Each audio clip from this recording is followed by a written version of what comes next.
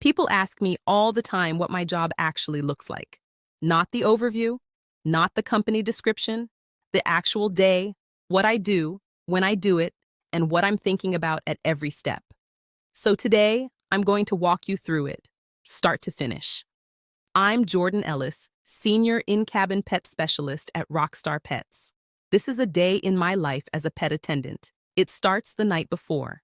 I never walk into a transport day cold. The night before every assignment, I review everything I've been given on the animal: breed, age, weight, temperament notes, any health documentation.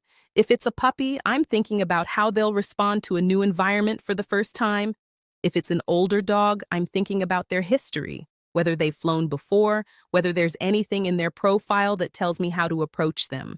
I confirm the flight details, departure time, gate, and any layovers.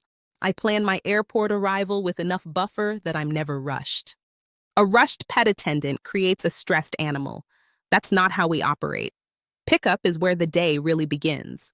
When I arrive, I slow down. I don't rush the introduction. I stay calm and give them a moment to figure out who I am before I do anything else. The first thing I check is responsiveness.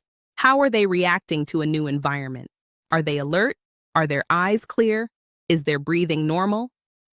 I'm doing a quiet assessment before the carrier is even opened. By the time I take custody, I already have a baseline for how this animal is doing. The owner and breeder gets a confirmation the moment I have the pet. Time, location, and a quick note on how the animal presented at pickup. That's not a courtesy. That's the standard. At the airport, my job is to make everything invisible. I move through check-in and security the same way every time, efficiently, calmly, and with the carrier positioned so the animal can see me.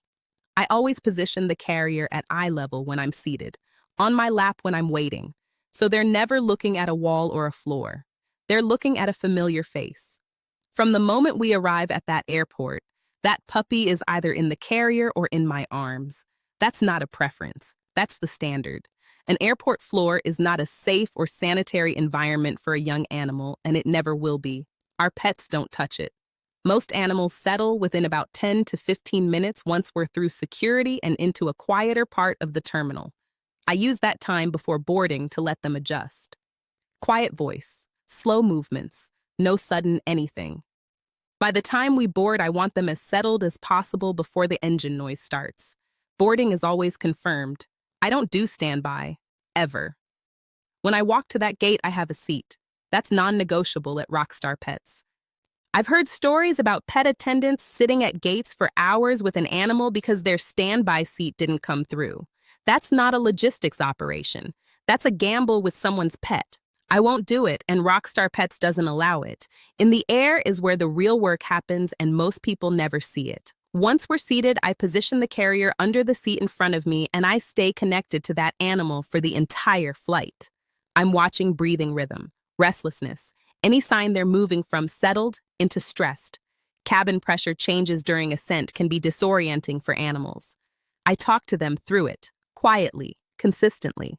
Not because they understand every word, but because they understand tone.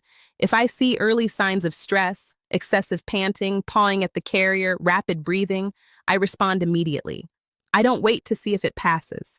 That's what training looks like in practice. Not knowing what to do when everything is fine, knowing what to do when it isn't. Updates go out before boarding and after landing. On longer flights, they go out in between. The owner is never sitting at home in silence. They know where their pet is because I tell them. Delivery is my favorite part of every day. There is nothing like the moment I place an animal into the arms of the person who's been waiting for them. I've done this more times than I can count, and it never gets routine. The relief on someone's face when they see their pet is calm, healthy, and happy. That's why I do this. I do a final handoff confirmation. Condition of the animal, any notes from the journey worth passing on, and a direct line if they have questions in the hours after delivery. Then I send confirmation to the team. From pickup to delivery, that animal was my entire focus. That's not a job description. That's a commitment. I'm Jordan. If you want to see more of what this work actually looks like up close, subscribe. Thanks.